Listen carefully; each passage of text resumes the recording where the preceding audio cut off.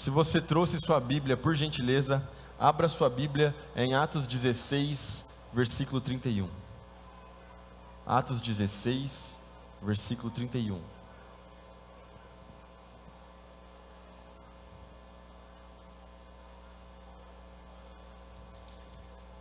Estou lendo aqui agora na versão transformadora. Eles responderam: creia no Senhor Jesus, você e sua família serão salvos. Vamos ler de novo? Eles responderam: creia no Senhor Jesus, e você e sua família serão salvos. Dá um amém no seu lugar. Sabe, meus irmãos, nós estamos nessa série de mensagens incrível, e essa série se chama Eu e Minha Família no Céu. Quem aqui está acompanhando essa série desde o número 1? Dá um amém aí no seu lugar. Está sendo bênção demais. Além da série de mensagens, também o que está acontecendo são lives no Instagram do Pastor Domingos, 6 horas e 1 minuto, logo de manhã, de segunda a sábado, com estudos voltados para a família. E também a gente criou já vários grupos no WhatsApp, e o pessoal está recebendo aí todo dia, de segunda a sábado, um pequeno estudo, porém muito legal, muito bonito, um pequeno estudo para que você possa fazer esse estudo com a sua família. Então, se você quer participar dessa série, se você quer fazer esse pequeno grupo de estudo na sua família, pode procurar um dos nossos pastores, a gente vai anotar o seu número, ou você pode mandar um WhatsApp para esse número aqui, e você vai receber o estudo todo dia, 6h45 da manhã. Agora, vamos entrar direto na mensagem, e como hoje é uma volta de face a face, e como a gente está com bastante visitante hoje para a glória de Deus, eu sei que na primeira mensagem a gente já falou sobre Atos 16, 31, mas eu gostaria que a gente só desse uma pincelada no contexto do que está acontecendo aqui em Atos 16, para você ficar ligado no que a gente vai pregar, certo? Então fala comigo assim, ó: a fé passa pela cabeça antes de chegar no coração. Toda vez que eu prego, eu falo sobre isso. A fé passa pela cabeça antes de chegar no coração. Por quê? Porque a gente precisa compreender o que está sendo falado. A gente precisa que a palavra de Deus, ela passe pela nossa mente, para que ela caia no nosso coração como uma boa semente. A gente não veio cultuar simplesmente baseado nas nossas emoções, mas eu quero que você compreenda aquilo que Deus tem para a sua vida nessa noite. Posso ouvir um amém? Dito isso, em Atos 16 acontece algo muito interessante. Paulo e seu amigo Silas, eles estão em um lugar pregando a mensagem, eles estão pregando o evangelho, eles estão anunciando o reino, mas algo acontece. Uma mulher que ela possuía, ela está possessa por demônios, então ela fazia uma espécie de clarividência e cobrava por isso. Ela ganhava dinheiro tentando prever o futuro, não é verdade? Já parece que a gente está em 2021 aqui lendo esse texto, a gente vê isso até hoje acontecendo. Mas essa mulher, então, ela começa a atormentar o Paulo e o Silas pregando. Chega um momento que o Paulo e o Silas, eles não aguentam mais. Então o Paulo vai lá e o Paulo expulsa o demônio daquela mulher, que fazia com que ela fosse clarividente. Problema é que o pessoal que era dono daquela mulher, o pessoal que escravizava aquela mulher, fazia com que ela fizesse aquelas vidências para ganhar dinheiro, ninguém ficou feliz com isso. Afinal de contas, o poder dela havia ido embora. Então, aqueles homens pedem a cabeça de Paulo e Silas. Paulo e Silas são presos, eles são espancados na cadeia, eles levam uma surra, são jogados numa cela, na última cela, porque eles não poderiam fugir. Então eles são lançados na última cela. Presta atenção, a Bíblia diz em Atos capítulo 16, que após essa surra, que após esse espancamento, que após essa situação, Paulo e Silas, eles estavam na cadeia louvando. E a Bíblia também me diz, que além deles estarem louvando, eles estavam louvando autossuficiente, a ponto de que os outros presos das outras celas também podiam ouvi-los. Dá um amém no seu lugar. Meu irmão, sabe o que isso tem para nos ensinar? tem para nos ensinar que mesmo diante das circunstâncias negativas. Por quê? Porque o Evangelho não nos promete a ausência de lutas, nem nos promete a ausência de problemas, mas nos promete que o Senhor Jesus Cristo estará conosco no meio dos nossos problemas e no meio das nossas lutas. Você não está sozinho, você não luta sozinho, você não passa a sua vida sozinho, você pode passar a sua vida, as suas lutas, você pode passar por essas situações com o Senhor Jesus Cristo ao seu lado. Mas para isso, a gente precisa decidir, no momento da luta, no momento da tribulação, no momento da prova, é nesse momento que nós decidimos se nós vamos louvar a Deus ou se a gente vai murmurar.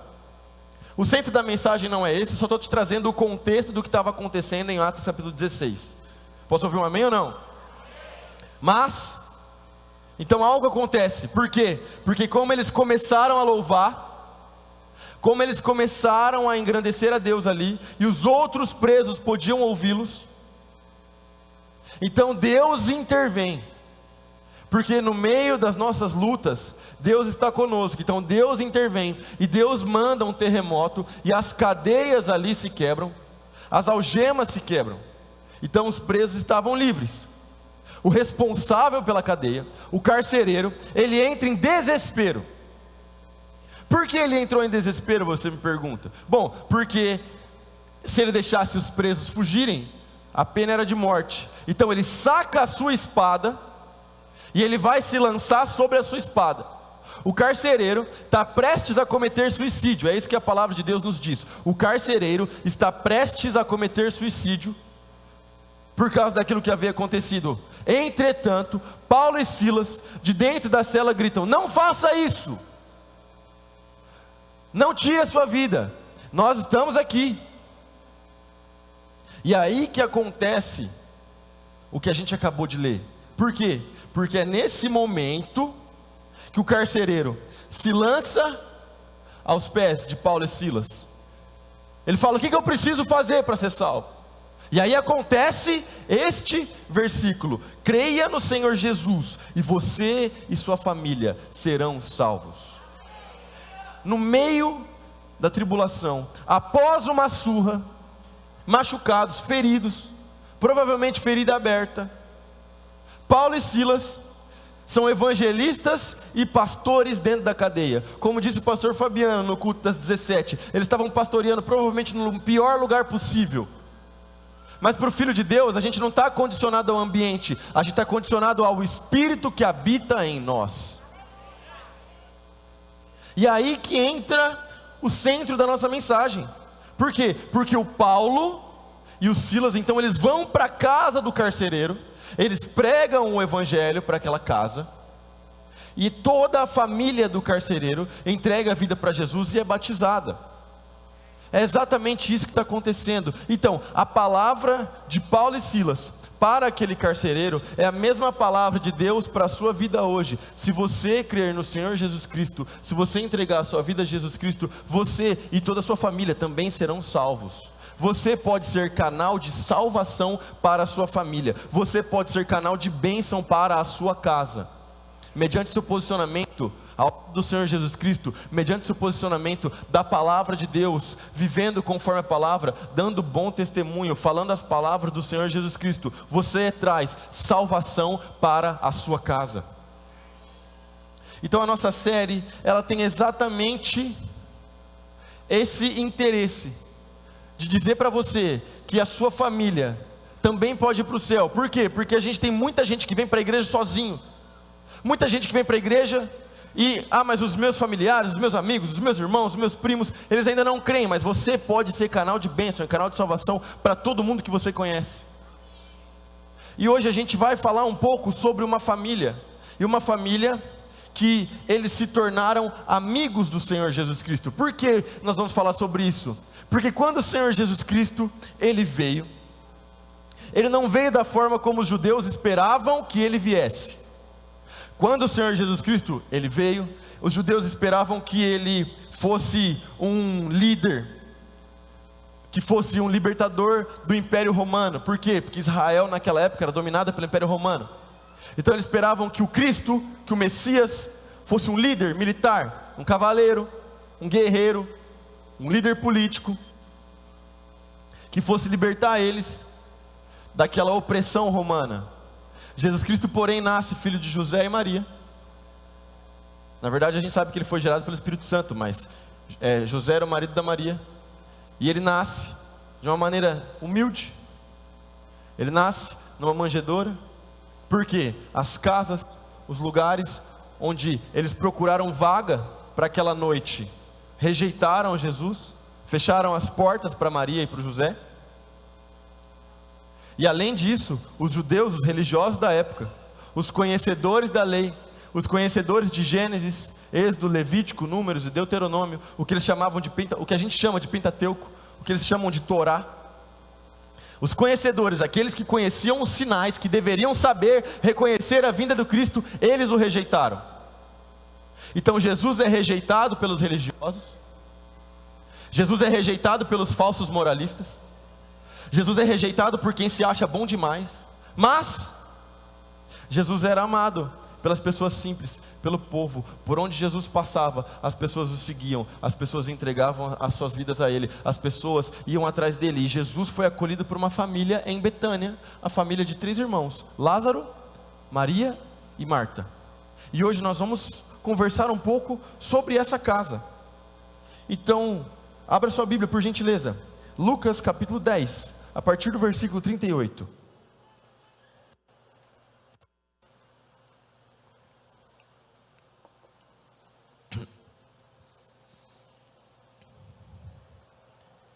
Caminhando Jesus e seus discípulos, chegaram a um povoado, onde certa mulher chamada Marta o recebeu em sua casa.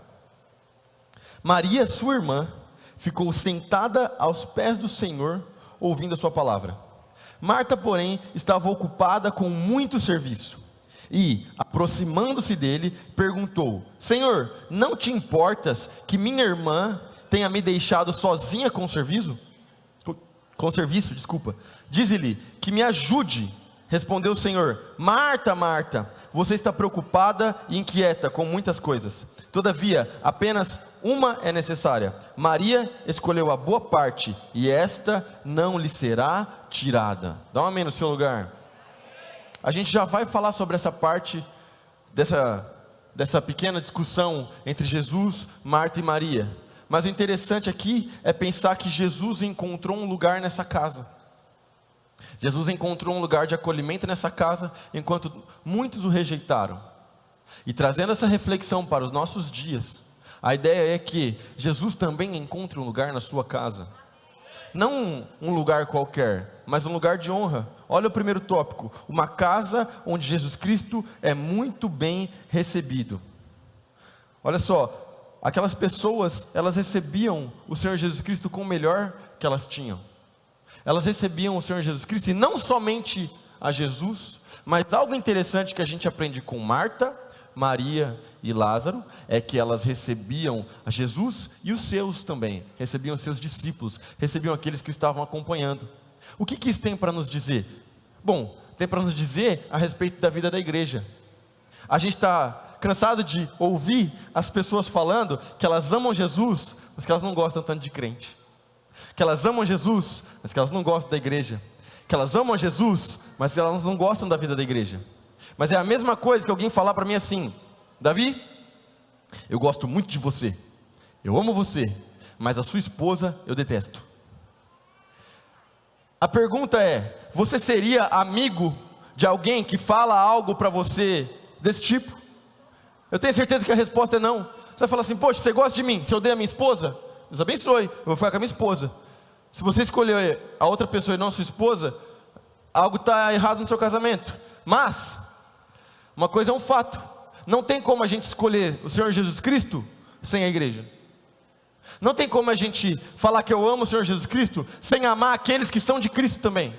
1 João capítulo 4, versículos 7 e 8 fala: amados, nós devemos amar uns aos outros, porque o amor vem de Deus, e aquele que ama é nascido de Deus e conhece a Deus. Quem não ama não conhece a Deus, porque Deus é amor. O nosso Deus é um Deus de amor. E a gente, ao amar o próximo, ao amar os que são de Jesus, nós também estamos amando a Deus. Quem não ama não conhece a Deus, porque Deus é amor. Naquela casa, o Senhor Jesus Cristo era bem-vindo, mas não somente o Senhor Jesus Cristo. Jesus chegava com um bonde, ele mais 12, no mínimo 13 pessoas, imagina, pelo amor de Deus, é muita gente realmente, mas olha só, da mesma forma, você deve acolher, receber, abençoar aqueles que são os seus irmãos na fé. É por isso que na nossa igreja, é por isso que aqui na nossa casa de oração, a gente tem células. Quem aqui é parte de uma célula? Fala amém. Glória a Deus. Essas células, elas podem acontecer em lugares públicos, como a gente já fez célula na praça, a gente já fez, mas 99,9% das células acontecem nas casas. Por quê? Porque as pessoas estão acolhendo o Senhor Jesus, mas também estão acolhendo aqueles que são de Jesus. Os grupos de família também acontecem nas casas. Da mesma forma, eu te convido, meu irmão, receba o Senhor Jesus Cristo na sua casa com honra, mas também receba os seus irmãos. Vida na igreja é vida na vida. Vida na igreja é comunhão com os irmãos. Vida na igreja, como diz Colossenses capítulo 3, é suportar uns aos outros. Agora, suportar uns aos outros não é a ideia de tipo assim, nossa, eu tenho que suportar aquela pessoa, mas é a ideia de dar suporte. Esta mesinha dá suporte à minha xícara. É a ideia de você dar suporte ao seu irmão e juntos caminharem na direção do Senhor Jesus Cristo. Posso ouvir um amém? Número 2, um lar onde homens e mulheres aprendem a ser discípulos de Jesus. E agora sim a gente volta para o texto básico que a gente leu, de Lucas 10, versículo 38 até o 42. Maria, sua irmã, ficou sentada aos pés do Senhor ouvindo a sua palavra.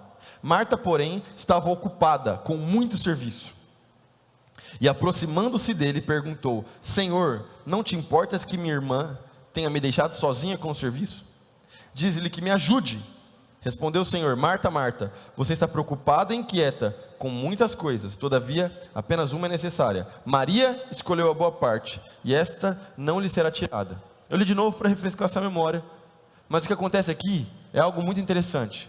A gente precisa parar para refletir. Por quê? Como eu falei, Jesus não andava sozinho. Era Jesus e a banca dele. No mínimo Jesus e mais 12. 13 pessoas. A Marta, realmente, ela não estava de brincadeira aqui, gente. Ela estava fazendo comida para 13 pessoas.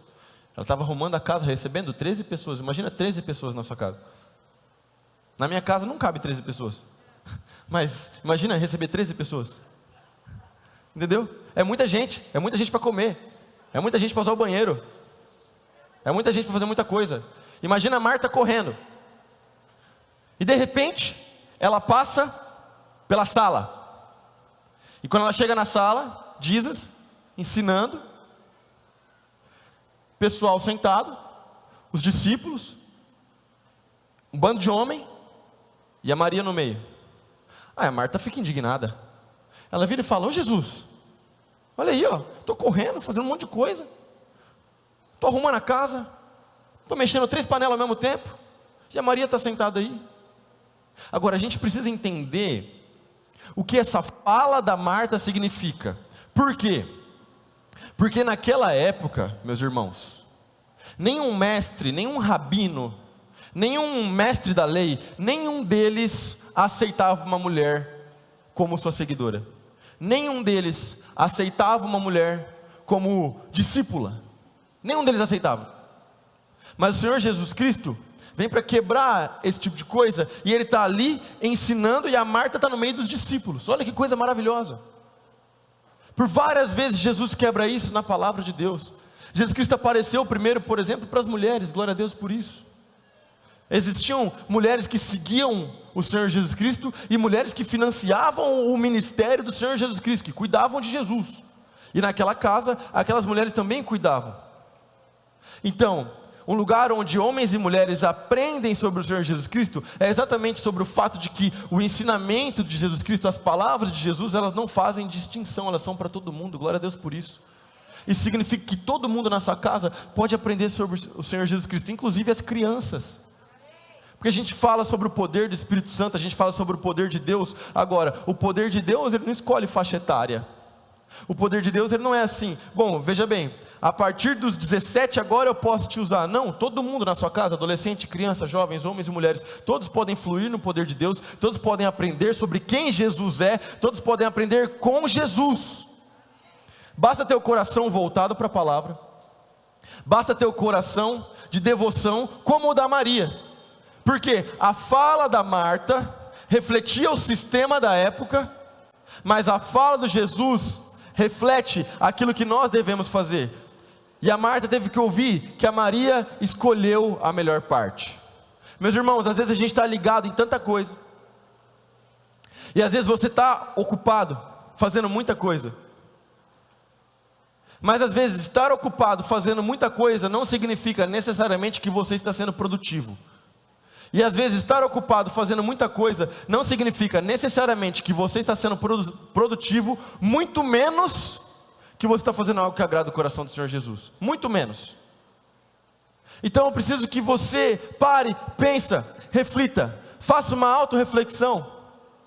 Pensa se você está fazendo aquilo que agrada ao Senhor Jesus.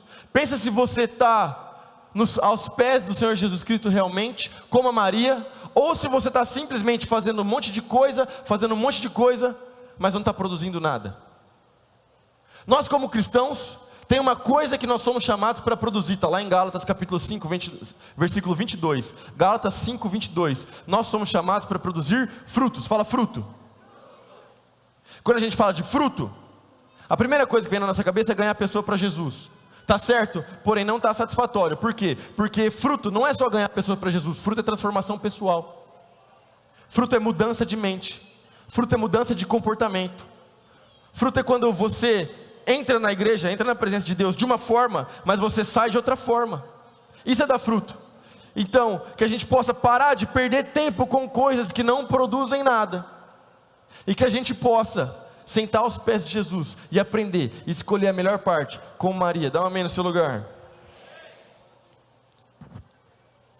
Terceira coisa, uma família onde Jesus Cristo é amado e tem laços de amizade profunda. Olha que interessante. Havia um homem chamado Lázaro, João 11, versículo 1 ao 3. Havia um homem chamado Lázaro, ele era de Betânia, do povoado de Maria e de sua irmã Marta. E aconteceu que Lázaro ficou doente. Maria, sua irmã, era a mesma que derramara perfume sobre o Senhor e lhe enxugara os pés com os cabelos. Então as irmãs de Lázaro mandaram dizer a Jesus: Senhor, aquele a quem amas está doente. Olha que interessante. O Lázaro, ele não era só um conhecido de Jesus. Jesus conheceu muitas pessoas. Mas o Lázaro, ele era chamado amigo de Jesus. Ele, Marta e Maria. Que privilégio, meus irmãos. Sabe, esse mesmo privilégio se estende a você. Você também pode ser amigo do Senhor Jesus Cristo. Você também pode ter um relacionamento de intimidade com Jesus. Você também pode andar lado a lado com o Senhor Jesus Cristo. Depende de você e das suas escolhas.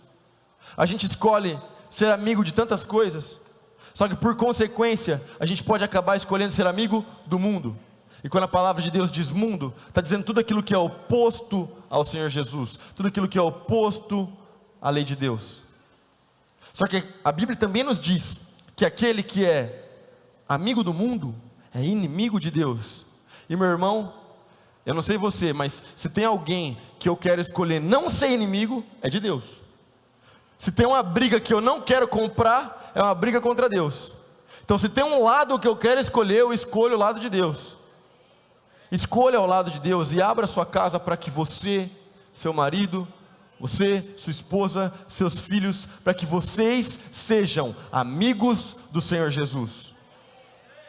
Sabe que a gente olha para Marta, e Jesus falou que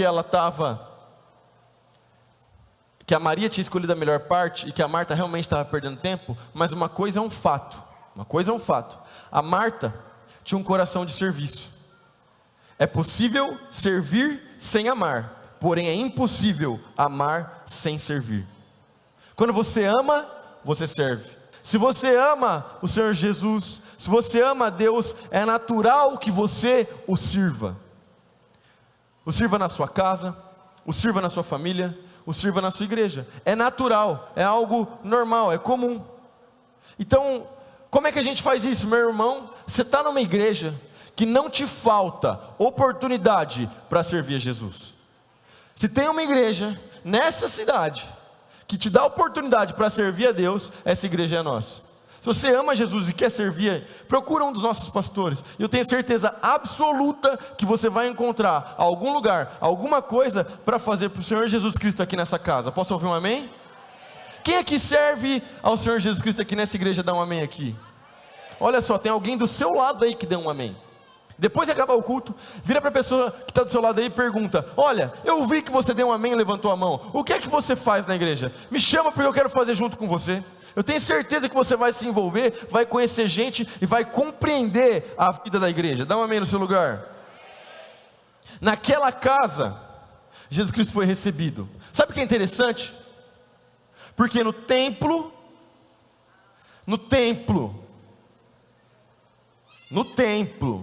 o lugar onde o pessoal deveria saber sobre Jesus, no templo Jesus foi rejeitado. Mas naquela casa, Jesus foi recebido. O sistema religioso afasta, a religiosidade te afasta demais. Mas, a sua casa pode ser um lugar que te aproxima do Senhor Deus. Abra sua casa para receber mais de Deus. Meu irmão, cria uma atmosfera de adoração na sua casa. Faça um culto familiar, abre a Bíblia, lê a Bíblia com a sua família, ouça louvores com os seus filhos na sua casa. Sabe, às vezes a televisão e as coisas que a gente tem, as coisas viram um altar de adoração a qualquer outro Deus, menos ao Deus verdadeiro. Cria uma atmosfera de adoração na sua casa, e você vai ver que o Senhor Jesus Cristo vai se tornar seu amigo, amigo da sua família. Você vai ver que as pessoas vão olhar para você e vão falar assim: nossa, o que é que está acontecendo? Sabe por quê? Porque você é amigo de Deus. Quando eu fazia faculdade uma vez, eu tinha um amigo, e esse amigo, ele se dizia ateu, dizia que ele não cria em Deus, mas eu nunca deixei de pregar o evangelho para ele, nunca deixei de evangelizá-lo.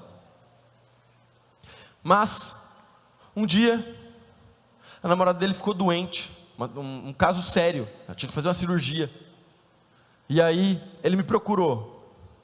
Ele falou: Davi, você sabe o que eu penso a respeito de Deus, você sabe que eu sou ateu, mas eu não poderia deixar a minha namorada ir lá para aquela sala, para aquela mesa de cirurgia, sem que você orasse por ela. E ele me deu a oportunidade de orar por ela. Sabe por quê? Estou falando isso porque eu sou bom, porque eu sou o cara? Claro que não. Eu sou como você, eu sou um servo de Jesus, mas quando a gente é amigo de Deus, as pessoas percebem, a gente tem oportunidade de evangelismo, oportunidade de brilhar a luz de Jesus. Talvez, meu irmão, o que está faltando é isso, sabe?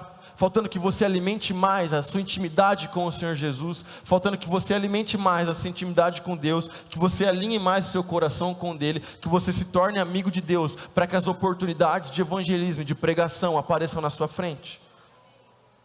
Número 4, um lar como o de Betânia pode ser lugar de morte, mas também de ressurreição. João 11, versículo 14, então lhes disse claramente: Lázaro morreu. João 11, versículo 38 e 39, Jesus, outra vez, profundamente comovido, presta atenção, olha isso aqui, profundamente comovido, foi até o sepulcro. Era uma gruta com uma pedra colocada à entrada.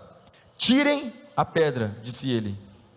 Disse Marta, a irmã do morto: Senhor, ele já cheira mal, pois já faz 4 dias. Presta atenção, eu vou explicar isso aqui, mas sabe aquele versículo bem famoso, aquele versículo que todo mundo conhece, que é um versículo bem curtinho? Jesus chorou. É nesse episódio. Porque a notícia chega para Jesus que seu amigo Lázaro havia morrido. E quando a notícia chega para Jesus, Jesus fica muito triste. Agora olha só que interessante. O que é que isso tem para nos ensinar? Porque você conhece a história, você já sabe, essa história é muito conhecida. Jesus ressuscitou Lázaro, Jesus orou e Lázaro voltou a viver. Mas olha que interessante, Jesus chorou. A Bíblia diz que Jesus profundamente comovido, foi até o sepulcro. Ora, Jesus já sabia o que ele ia fazer. Jesus já sabia que ele ia ressuscitar o Lázaro. E Jesus sabia do poder que ele tinha para ressuscitá-lo. Então por que Jesus chorou? Simples, porque Jesus não é alheio às nossas dores. Jesus não ignora os nossos sentimentos. Jesus não ignora aquilo que a gente está passando. Meu irmão, talvez você está passando por um momento difícil essa semana. Talvez a sua semana foi barra pesada. Eu não sei o que você passou, mas talvez você passou por algo muito complicado. Talvez tenha um tempo que está passando por algo complicado já. Mas em nenhum momento a palavra de Deus nos diz que você está sozinho por isso que você está passando. Pelo contrário, Jesus Cristo está com você e Jesus vai até você. Jesus não é alheio às nossas dores. Jesus não ignora o que nós estamos passando. Jesus está conosco. E da mesma forma que Jesus caminhou até o sepulcro de Lázaro, Jesus caminha na sua direção. Jesus caminha na sua direção. Jesus então ora. Olha que interessante. Jesus ora. O Lázaro, ele dá o comando, né? Jesus dá um comando de voz. E o Lázaro ressuscita. O Lázaro sai do túmulo. Mas olha só. João 11:44. Saiu aquele que estivera morto, tendo os pés e mãos ligados com ataduras e o rosto envolvido num lenço. Então lhes ordenou Jesus, desatai-o e deixai-o ir. Olha que interessante isso aqui. Olha que interessante. Jesus ressuscita o Lázaro sai do túmulo que estava fechado com uma pedra. Mas algo interessante, Jesus dá um comando agora para as pessoas que estavam lá. A parte que aquelas pessoas não poderiam fazer, Jesus fez, que é ressuscitar um morto. Nenhum de nós consegue fazer isso, só Jesus, e Ele fez. Mas a parte que aquelas pessoas poderiam fazer, que era remover as ataduras do sepultamento do Lázaro, essa parte, aquelas pessoas fizeram. Por quê? Porque da mesma forma,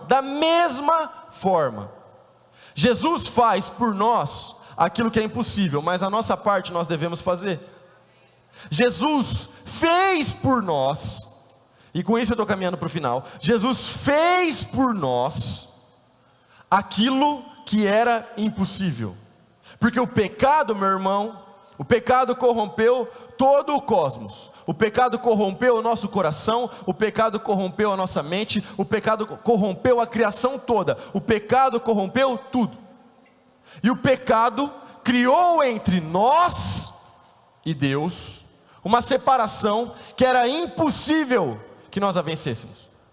O pecado criou entre nós e Deus uma dívida que era impossível de pagar. Mas o Senhor Jesus Cristo, em sua infinita graça e misericórdia, Jesus Cristo veio, o Criador se tornou semelhante à criatura, Ele viveu a vida que nós jamais poderíamos viver, Ele morreu numa cruz, Ele ressuscitou no terceiro dia, Ele venceu a morte para que hoje eu e você, para que nós tivéssemos vida e vida em abundância e promessa de vida eterna, herança de vida eterna.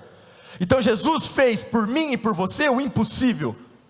Nada do que nós fizéssemos poderia nos ligar até Deus. Nada do que nós fizéssemos poderia pagar a nossa dívida de pecado contra Deus. Mas Jesus sim, Jesus fez o impossível. Jesus pagou a nossa dívida. E agora? Bom, agora vem a nossa parte. Jesus fez o impossível, nós fazemos o possível. E qual é o possível? Seguir os seus mandamentos, viver uma vida guiada pelo Espírito Santo, viver uma vida de obediência. A santificação, meu irmão, a salvação foi Ele que operou na nossa vida, mas a santificação é um processo. Viver uma vida de santidade, caminhar com o Senhor Jesus Cristo, se afastar do pecado, se afastar do mal, se afastar das coisas que desagradam a Deus. Essa é a parte que a gente pode fazer, e não só pode, como a gente deve fazer. Essa é a nossa parte. Jesus fez o impossível, nós fazemos o possível, nós fazemos aquilo que Ele nos confiou. Uma das coisas que Jesus disse antes da sua ascensão: ide fazer discípulos, uma das coisas que nós não só podemos como devemos fazer é pregar o Evangelho. Nós somos chamados para a pregação do Evangelho, anunciar a vinda do Cristo até que Ele venha. Então, meus irmãos, aquela família tem tanto para nos ensinar, tanta coisa que a gente pode olhar, mas um episódio também aconteceu naquela casa, um episódio que está registrado em João capítulo 12, E eu estou no meu último tópico agora. O lar da família cristã deve ser o lugar onde Jesus Cristo é amado e honrado. 6 dias antes da Páscoa, Jesus chegou a Betânia, onde vivia Lázaro, a quem ressuscitaram dos mortos. Ali prepararam um jantar para Jesus. Marta servia enquanto Lázaro estava à mesa com ele. Então Maria pegou um frasco de nardo puro, que era um perfume caro, derramou sobre os pés de Jesus e os enxugou com seus cabelos. E a casa encheu-se com a fragrância do perfume. Eu vou concluir com esse texto, com esse acontecimento de Jesus em Betânia. Jesus é recebido com um jantar, a mesa está posta, e aí então vem a Maria que escolheu a melhor parte, a Maria que estava sentada aos pés de Jesus, a Maria que aprendeu com Jesus junto com seus discípulos, e ela traz um perfume. Esse perfume valia 300 denários, um denário era equivalente a um dia de trabalho, ou seja, aquele perfume valia 300 dias de trabalho, praticamente um ano de trabalho de um trabalhador comum da época. E ela traz aquele perfume, aquele frasco de perfume, uma vez aberto, ele não poderia mais ser fechado. Uma vez quebrado aquele vaso, não tinha mais como lacrar. Não era como hoje que a gente tem como conservar perfume. Uma vez aquele vaso quebrado, não tinha mais como guardar. Maria quebra aquele vaso e ela unge a cabeça de Jesus, ela unge os pés de Jesus. Aquilo era uma atitude de adoração, uma atitude de honra, uma atitude de devoção, como poucos a gente vê no Novo Testamento. E aquilo que aquela mulher fez tem que nos ensinar. Primeira coisa, nada é caro demais para a gente sacrificar para o Senhor Jesus Cristo. Às vezes a gente é chamado, recebe o convite de Jesus para viver a vida com Ele, mas tem tanta coisa que nos prende nesse mundo que fala assim: poxa, espera um pouco, espera ficar mais velho, espera passar mais um tempo, poxa, agora eu não posso, poxa, mas meu tempo, minha paciência.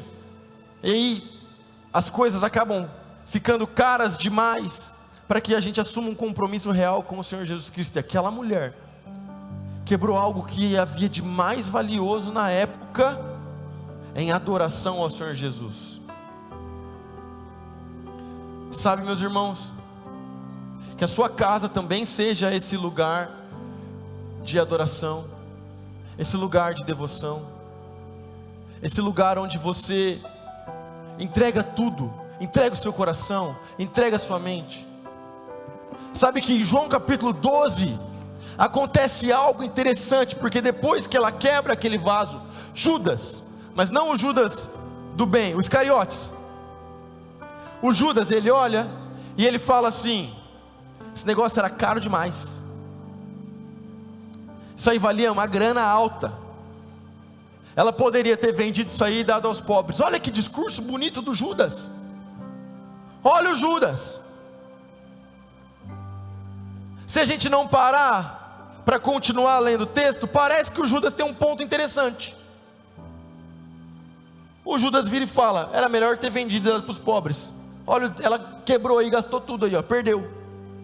Mas a Bíblia diz que o Judas estava falando aquilo porque na verdade ele era ladrão, e porque ele roubava da bolsa de dinheiro dos discípulos, dos apóstolos. Ele era o tesoureiro, só que ele era corrupto, ele roubava para si.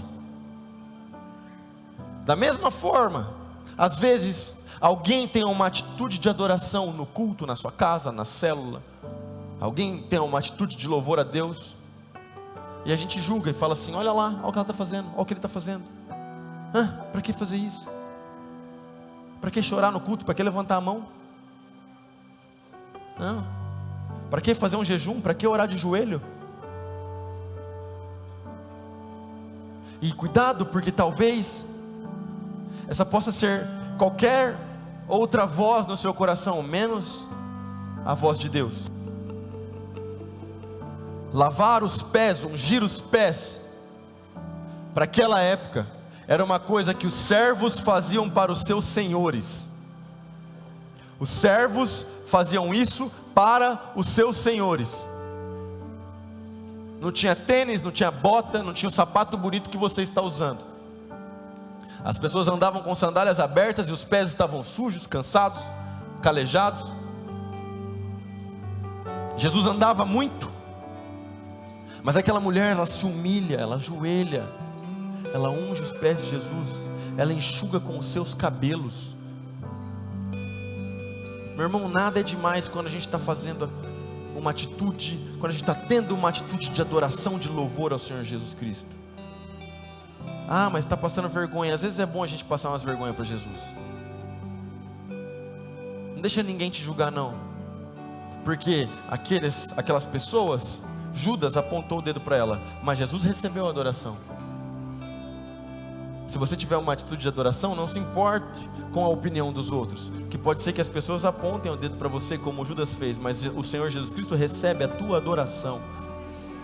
O Senhor Jesus, Ele vê o teu coração, Ele vê a sua adoração, Ele vê o que você está fazendo na sua casa. Jesus Cristo não é alheio a você. Jesus vê quando você está lá no seu quarto, de joelhos, chorando na presença dEle, clamando pelo milagre. Jesus vê quando você está na sua casa em oração. Jesus vai responder a sua oração. Jesus está respondendo a sua oração nesta noite.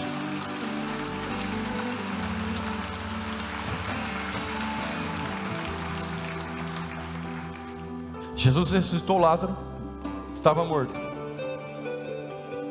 Talvez hoje o que você precisa é ressuscitar um sonho no seu coração, é ressuscitar a esperança no seu coração. Talvez a sua fé já estava quase morta.